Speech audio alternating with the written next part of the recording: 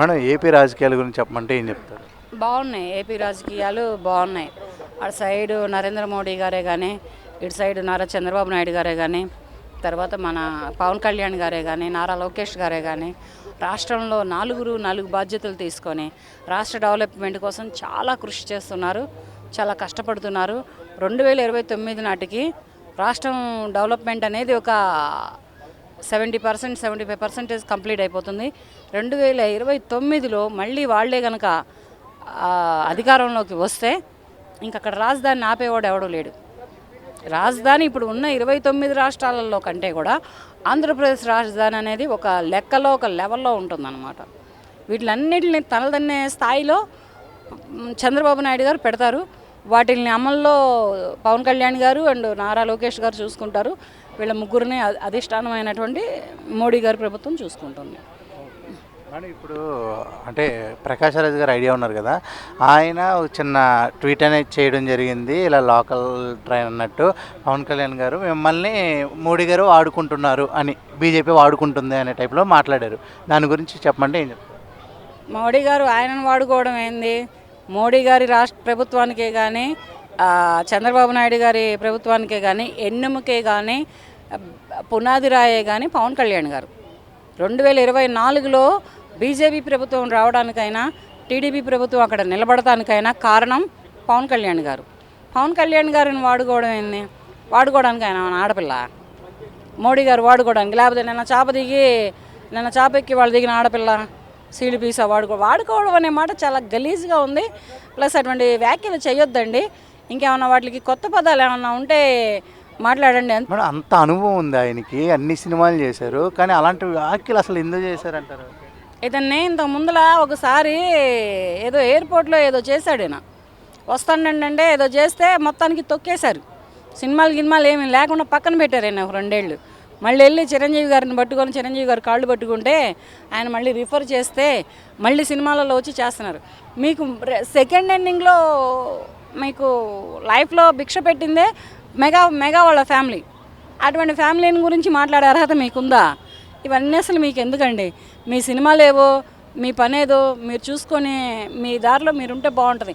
ఇటువంటి వ్యాఖ్యలు చేశారనుకోండి, పవన్ కళ్యాణ్ గారు ఊరుకోవచ్చేమో, కానీ సినిమా ఇండస్ట్రీ ఊరుకోదు. మిమ్మల్ని సినిమా ఇండస్ట్రీ ఊరుకోదు, ప్లస్ ప్రజలు కూడా ఊరుకోరు. మీకు అంతకీగా కావాలి అంటే సినిమా ఇండస్ట్రీని వదిలేసేసి మీరు కూడా ఏదైనా రాజకీయ పార్టీలో చేరి జాయిన్ అయ్యి మాట్లాడవచ్చు. పదవి ఏదైనా ఇస్తే పదవి చేసుకోండి, లేకపోతే ఇంట్లో కూర్చోండి. అంతేగాని పవన్ కళ్యాణ్ గారిని అనేంత అర్హత లేదు. మోడీ గారి గురించి మాట్లాడేంత హక్కు కూడా మీకు లేదు.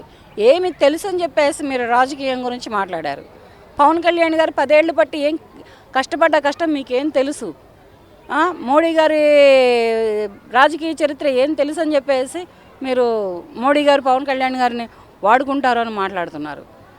మెయిన్ పవన్ కళ్యాణ్ అనే ఒక వ్యక్తి లేకపోతే ఆంధ్రప్రదేశ్ రాష్ట్రంలో బీజేపీ ప్రభుత్వం లేదు, టీడీపీ ప్రభుత్వం కూడా 2024లో ఉండేది కాదు. అరాచకమైన ప్రభుత్వం వచ్చేది. ఎట్టా అంటే అట్టా పిచ్చగా చేసి పారేసేవాళ్ళు. హత్యలే జరిగాయో ఏం జరిగాయో తెలిసేది కాదు. లేకపోతే బ్రతకలేక ఆత్మహత్యలే చేసుకునేవాళ్ళు, పేద బిక్కి చిన్న చితక కుటుంబాలు ఎలా జరిగేదో తెలిసేది కాదు. అటువంటి జరిగేటటువంటి అరాచకాలను ఆపి ప్రజలకు వాళ్ళు తెలుసుకొని వాళ్ళకై వాళ్ళు ఈ కూటమి ప్రభుత్వాన్ని ఎన్నుకొని గెలిపించి వాళ్ళు రాష్ట్రాన్ని వాళ్ళు బాగు చేసుకుంటుంటే నీకేంటయ్యా మధ్యలో బాధ? మన ఇప్పుడు అంటే పవన్ కళ్యాణ్ గురించి అలా అంటారు, అలా ఓకే. జగన్ గారు 2.0 అని చెప్పి జస్ట్ ఇంకా 3 సంవత్సరాలే ఉంది మేము వస్తాము అని అంటున్నారు. నిజంగా వచ్చే అవకాశం ఉందంటారా? జరిగింది 365 రోజులే. ప్రభుత్వం కూటమి ప్రభుత్వం వచ్చి 1 ఇయరే అవుతుంది. అంత మాత్రానే 3 సంవత్సరాలలో నువ్వు వచ్చి అక్కడ పడబొడిచేది, అక్కడ చేయగలిగేది ఏమీ లేదు. వస్తారు అనేది కళ. బహుశా వస్తే ప్రజలు సరైన సమాధానం కూడా చెబుతారు. ఈసారి ప్రజలేమంతా పిచ్చివాళ్ళు కారు. ఒకసారి ఒక అవకాశం ఇవ్వండి అని నువ్వు యాచిమెత్తుకున్నందుకు, భిక్ష అడుక్కున్నందుకు భిక్ష వేశారు ప్రజలు నీకు. నువ్వు ప్రజలను పెట్టిన బాధలు, ప్రజలను పెట్టిన కష్టాలు చాలు. ఇంకా అది సరిపోక మళ్ళీ నిన్ను ప్రజలు ఎన్నుకొని నిన్ను మళ్ళీ ముఖ్యమంత్రిగా పట్టం కడతారనే ఆలోచనలతోనే నెక్స్ట్ 3 ఏళ్లలో మేము వస్తామని మాట్లాడుతున్నావా? అది కళ. ఇక వైఎస్ఆర్సీపీ పార్టీ అనేది ప్రస్తుతానికైతే భూస్థాపితం అయిపోయింది. అలాగే ఇప్పుడు ఉన్న ప్రభుత్వం అయితే చెప్పిన పథకాలన్నీ హామీ చేస్తున్నాయా? చేస్తుంది. ఇప్పుడు ఈ పథకాల మీద దృష్టి కంటే కూడా ఇవి పావలా రూపాయి బేరాలు ఇవి. ఇవి కాదు ఇప్పుడు అక్కడ ప్రభుత్వం చేసే పని.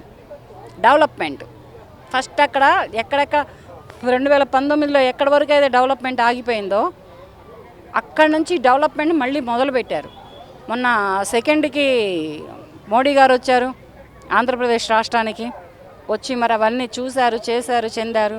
అంటే డెవలప్మెంట్ని వాళ్ళు దృష్టిలో పెట్టుకొని డెవలప్మెంట్ చేసే పని మీద ఉన్నారు. కానీ ఈ పథకాలది ఏముంది, ఇవాళ ఉంటాయి రేపు పోతాయి. పథకాలు ముఖ్యం కాదు ఇక్కడ. పథకాల కోసం ఆశపడి ఎదురు చూసే నిరుపేదలైనటువంటి కుటుంబాలు కూడా ఉన్నాయి, లేవని నేను అనట్లేదు. కానీ ఆ కుటుంబాలని కూడా కొంచెం దృష్టిలో పెట్టుకొని వీళ్ళు పథకాలను అమల్లో పెడితే బాగుంటుంది. ఈ పథకాల కంటే కూడా ఫస్ట్ అక్కడ రాష్ట్ర డెవలప్మెంట్.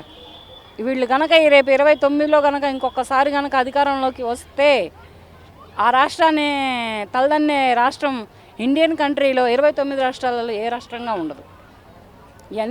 ఎన్ని రాష్ట్రాల కంటే కూడా ఆంధ్రప్రదేశ్ రాష్ట్రం అంటే ఒక లెక్కలో ఒక లెవెల్లో పెడతారు చంద్రబాబు నాయుడు గారు. కనుకనే అతన్ని ప్రజలు ఏరి కోరి ఎన్నుకున్నారు. థ్యాంక్ యూ అండి.